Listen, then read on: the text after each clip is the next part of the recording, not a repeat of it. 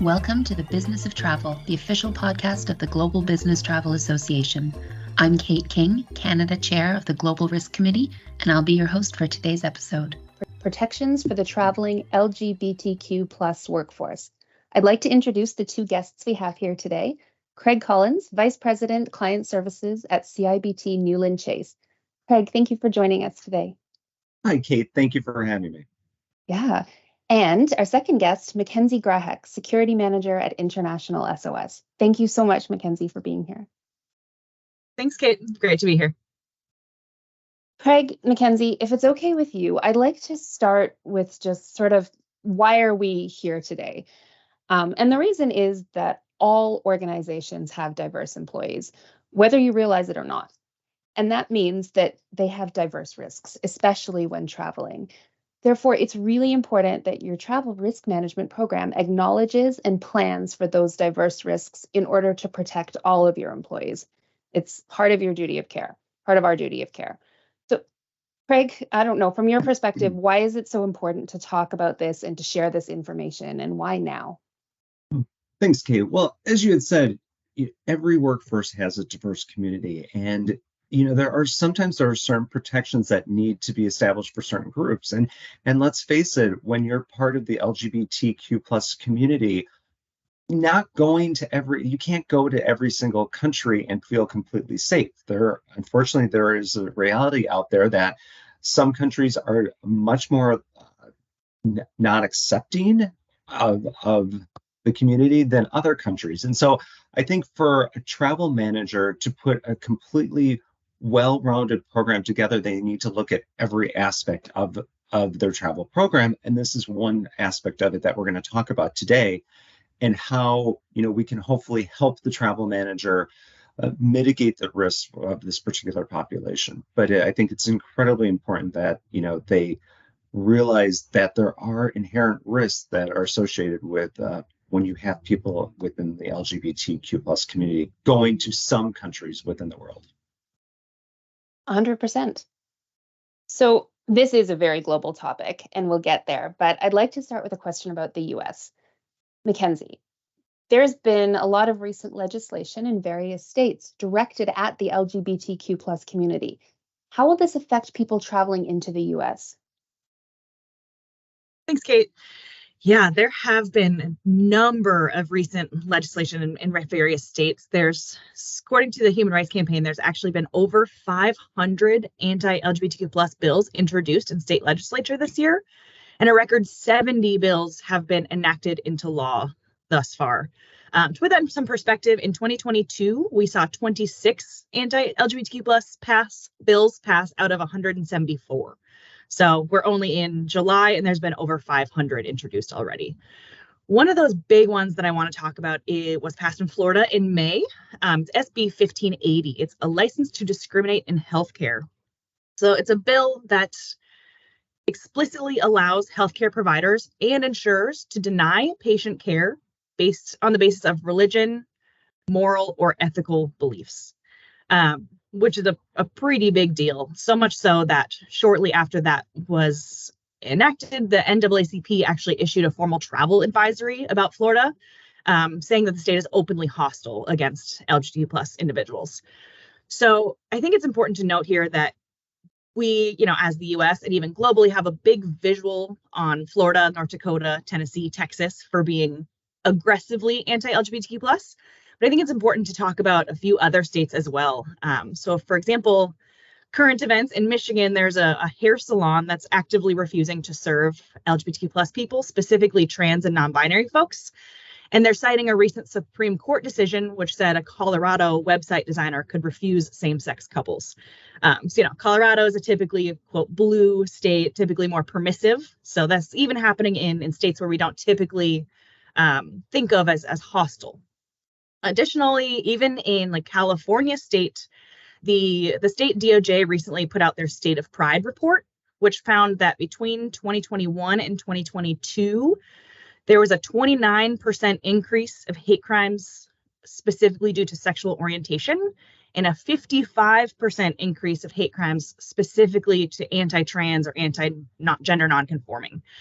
So I think it's really important to note that depending on the state that you're going to, there's a vast, there's a big scope of potential repercussions of how this can impact LGBT plus travelers coming to the US.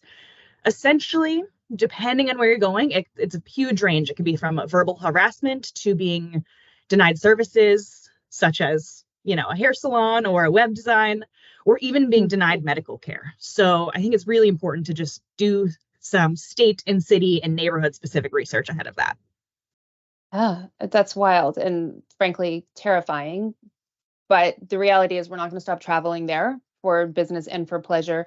Millions of people are traveling on business into the US every day. Good advice about doing research, certainly preparing. Any other advice for business travelers who are going to the US? Yes, absolutely. So just a little disclaimer, I can spend a whole day talking about advice specific to this community. At a glance, it's really important to do, like I mentioned, the research, not just the country, but the state, city, neighborhood to see, the legality and then the social attitudes. Additionally, it's important to be mindful of your profile, just know what you look like, know how you're acting, how does that fit into your surroundings, be aware of said surroundings, trust your gut. If something feels off, leave that situation. One important thing is being careful of who you disclose your identity to and being careful to safeguard your personal information. So when it comes to safeguarding personal information, it's really important to note that it's not always only you that gets to safeguard that. So if you're traveling with a colleague, the colleague also needs to make sure that they need to keep your information safe too. Other than that, it's important to be aware of medical care options, having a communication plan so people know when to worry, they'll know when you are, share your itinerary. And then for long-term assignees or long-term travelers or expats, really important for that, specifically for the LGBT plus community, is to vary your routine, which is helpful. It's part of keeping a low profile. Is nobody should be able to know exactly when you will be in a certain location because you have given them that access to that information. So there's a lot more I can go into, but that's at a quick glance. No, I would love to hear more. But that's extremely interesting. Very good advice. Really good points. Not all ones that you would necessarily think of about the travel advice about keeping a low profile and varying your routine. Typically, we associate with quote unquote high risk travel destinations. But yeah, things are very fluid, and traveling with caution is a good idea. And doing that research so that you are aware of what you are potentially getting into before you go is really key. And just so everyone remembers, this is travel to the US, where there are legal protections against discrimination on the basis of personal identity. So what if you are traveling to a country where there are not, or where same-sex acts are actually considered a crime? Craig, how would your advice differ? Yeah, absolutely. Well, I think a lot of the advice that Mackenzie just mentioned is applicable going overseas. However, there is a different dimension, right? There are some countries in the world that are incredibly conservative or are changing have passed recent legislation, such as Uganda, that are very restrictive. And so there are some things that really you need to be looking out for when traveling to different countries, because there are certain countries in the world that are not as accepting of this, right? You've got Russia. While it isn't specifically illegal, there have been many rollbacks of protections for the LGBTQ plus community in Russia. So that's something, not that anyone's planning on going there anytime soon, but it is, the reality of the country there. You've got several other countries in the Middle East where it is obviously you need to be very careful when traveling there to the areas. The other thing I'd like to also point out too is I think we need to make sure that we're distinguishing where you're going within a country, because I don't want to just completely, be bashing certain countries that may be more restrictive when it comes to LGBTQ plus rights. But there could be also some other countries where you may go to the rural areas, just like in the US, and you have to take safeguards, right? So, you can go to London and feel incredibly safe and protected and none of that stuff. But, sometimes you go a little bit to the country and you may get a different reception, right? Now, probably a lot different than the reception you may get in Uganda, but you still have to be careful of those. And I think you need to educate your travelers, speaking from going from the traveler manager perspective, educate your travelers on where they may be going. If they are in the oil and gas industry and they're going to Africa, they need to be doing their research, right? There is a big gay underground in Lagos, right? But that doesn't mean that above ground it is completely accepting, right? So you've got two different dimensions there, and that area has a lot of oil and gas, where you may have oil and gas people going there. So that's just something to think about too.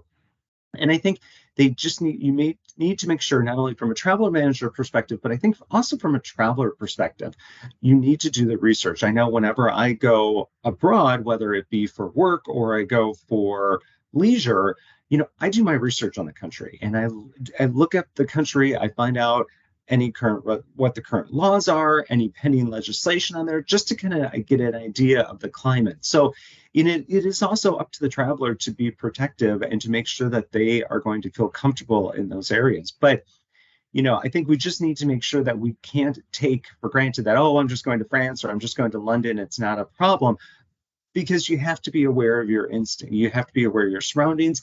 And there are just we're in an international society now, and not everyone has the same, I hate to say liberal, because I don't think those are liberal views at all, but those particular accepting views as other areas. So just because you may be in London doesn't mean that you're going to come across someone who may be accepting of that. So I think you've got to make sure that you're be careful of it.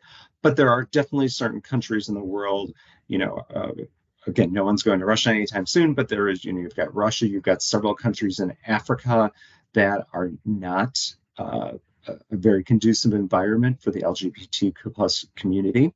So I think you've got to make sure that from a traveler manager, you put that information out to these travelers to make sure that they feel safe and secure when they're traveling to these countries. And travelers, it's also on you as well, that make sure that you are doing your research and knowing, what are the cultures and the norms in that particular country, so that you don't put yourself in unnecessary danger.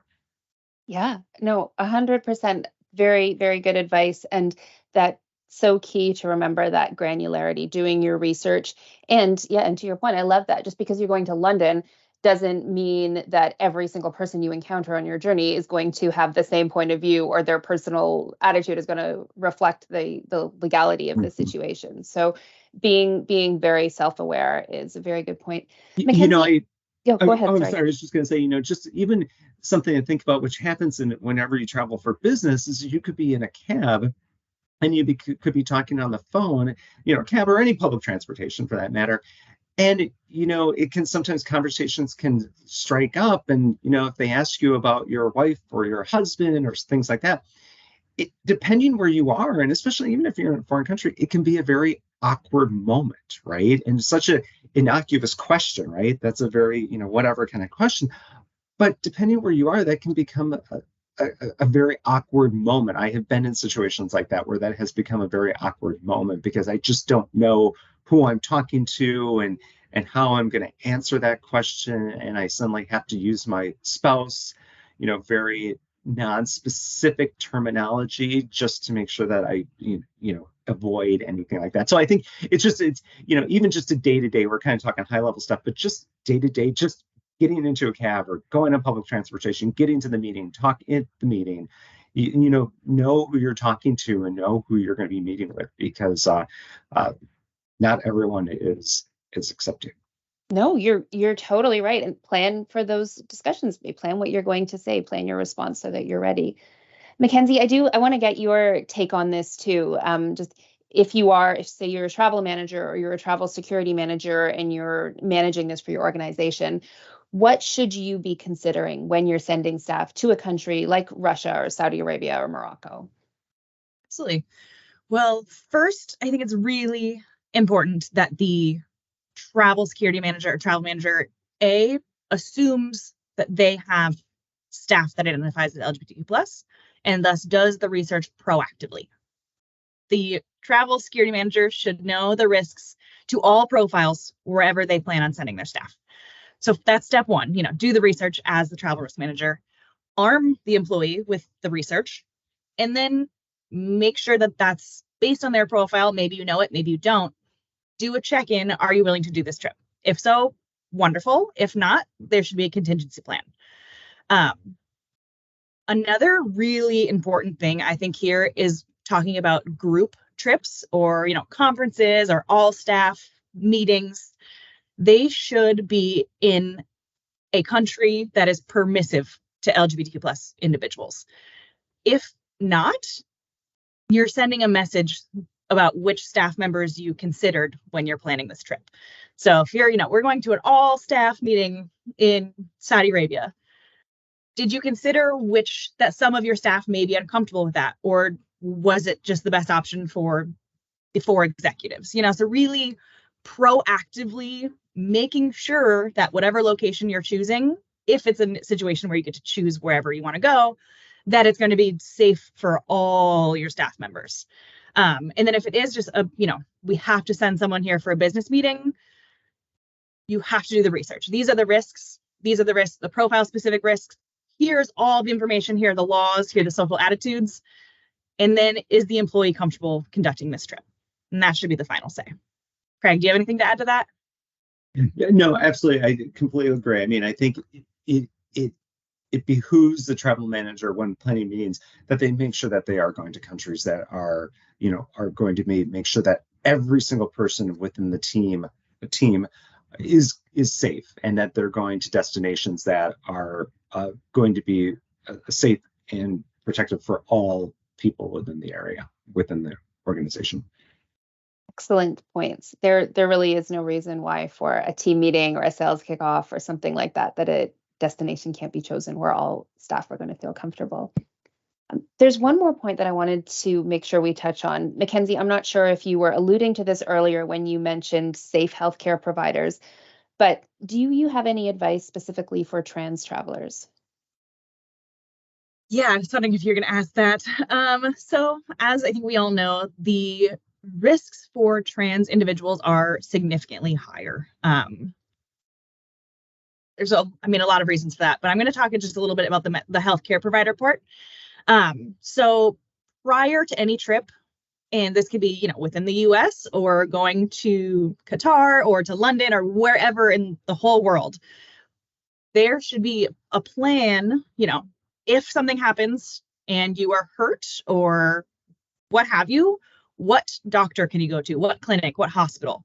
So you need to proactively identify a safe healthcare professional, meaning somewhere where their gender or sexual identity will be respected. So some questions to ask, is if they're on medication such as HRT for trans women, is HRT legal in this country? Can doctors prescribe it if they run out? Are doctors allowed to provide gender affirming care in that state or province or country? Do they have the appropriate documentation with them? And then if we're talking about, international travel, is it legal to enter the country with said medication? So there's part of this question is, entering a location, and part of it is if something goes wrong in said location. Both of those factors need to be pre-planned to then make the trans employee feel like they are supported, and if anything goes wrong, they've already thought about, what to do. Of course, documentation, carry extra. So what we recommend, or what I typically recommend for, let's say, a trans woman on HRT, bring enough HRT for double the time of the trip, or triple if you can, and then have documentation of why you have it, and have a doctor's note, and have any, documentation saying, this was my birth name, this is my legal name now, this, anything that you can have to prove that you are who you are, especially if your gender markers, it's like it says M or F on an ID or a passport. If that doesn't match your presentation, it's extra important to have all these safeguards, for lack of a better word. Yeah, and if I can just add to that too, is the other part of excellent advice, Mackenzie, that's fantastic. I think the other thing too is just, there is also that element of security, right? When you're putting your carry-on, your medicine and medications and things like that, and if it gets searched, Like, how is the employee going to feel, or things like that. So like as basic as that. But, just make sure that, again, research by the travel manager, research by the traveler, to make sure that they know all of these different implications, because there's a lot involved in, as we all know, there's lots involved in traveling. And there are lots of aspects where the medication could be discovered, and the safety of the person that is carrying that. So just put that out there as well. Super important point. Thank you both. Thank you. This has been super interesting, really good discussion. I think some really useful tactical advice, planning, doing research, knowing your resources. Anything else before we end for today? Any other parting words for travel managers? Mackenzie, do you want to go ahead? Yeah, I think, there's two things that I like to say is A, be open to having this conversation. And B, assume you have staff that identifies LGBTQ+, because we're not going anywhere. Yeah, excellent. And I would just like to say that too, is travel is so personal, right? It is a very personal item, but then you have this other area on top of it, right? And so I think that for travel managers to have a very well-rounded program, just make sure that they're encompassing all segments of society and that everyone is included on there. And I think for the travelers, make sure that they're also doing the research. Travel managers, make sure you're giving that information out there so it's accessible to the travelers. And travelers also need to take this into their own hands as well and do the appropriate research and make sure that they feel safe. It's a fantastic world out there and there's lots to see, but you want to make sure that you're feeling safe while doing it. I love it. Thank you both so much. Thank you, Craig. Thank you, Mackenzie. You've been listening to The Business of Travel, the official podcast of the Global Business Travel Association. For more information about GBTA and its work, visit gbta.org and be sure to rate and review us wherever you get your podcasts. Until next time, thanks for listening.